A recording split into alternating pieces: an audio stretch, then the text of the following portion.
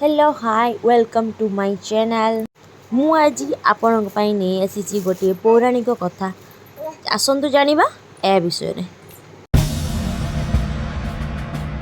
अनेक व्यक्ति मनरे यही प्रश्न आसी था जे मृत्यु परे ताकू स्वर्ग किंबा नरक मिलिबो। भगवत गीता अनुଯାयी मनुष्यर भल किंबा खराब कर्म अनुଯାयी ही फल प्राप्ति होइताय। कौन मनुष्य को स्वर्ग किंबा नरकर दुख कष्ट भोगवाक पड़ी था किंबा आहा एक कल्पना अटे। आजिकार स्टोरी ने मु आपन को यही विषय रे कहबी। शास्त्र अनुଯାयी स्वर्ग रे भल आत्मा माने रहुथिया बेले नरकरे खराब आत्मा माने रहंती। भल आत्मा को स्वर्ग को खुशी भोगिया पाई एवं खराब आत्मा को नरक को कष्ट भोगिया पाई पठाई दिया जाए। हिंदू धर्म रे यमराजा को मृत्युर देवता मना जाय थाए। हिंदू धर्म अनुଯାयी व्यक्तिर मृत्यु परे यमराजा सही व्यक्तिर आत्मा को मर्त्यरु यमलोक को नहीं जान। सही ठारे ही तार पाप एवं पुण्यर हिसाब होई थाए। सही आधार रे यमराजा उक्त व्यक्ति को स्वर्ग किंबा नरक को पठाई थांती। एही बोली धर्म रे मध्य ही एही मान्यता रहिछि जे ईश्वर स्वर्ग एवं नरक रचना करिसंती जेउठी सबु व्यक्ति को निज कर्म अनुଯାयी फल प्राप्त होई थाए। इस्लाम रे स्वर्ग को जन्नत कहा जाइछि एवं नरक को जहन्नुम कहा जाइछि।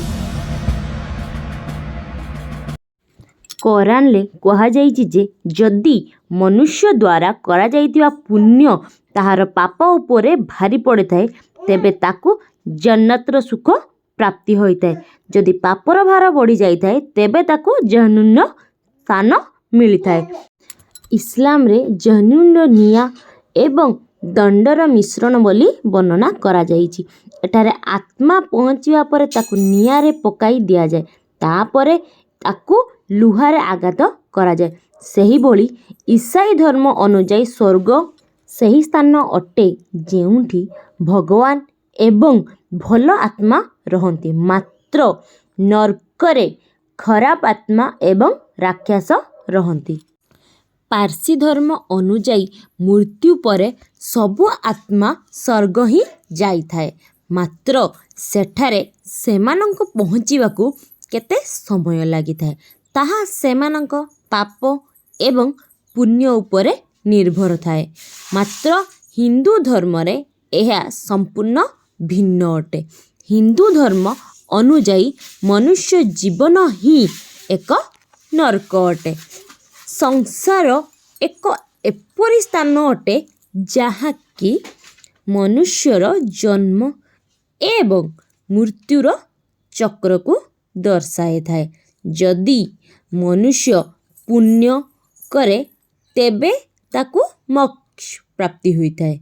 मात्र जदि से पाप करि थाए तेबे ताकू संसार मिलिबो जहा द्वारा से संसार मध्यरे नरक बांधी होई रहिबो।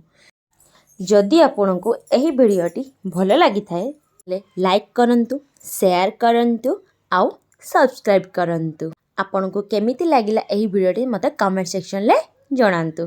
Thank you.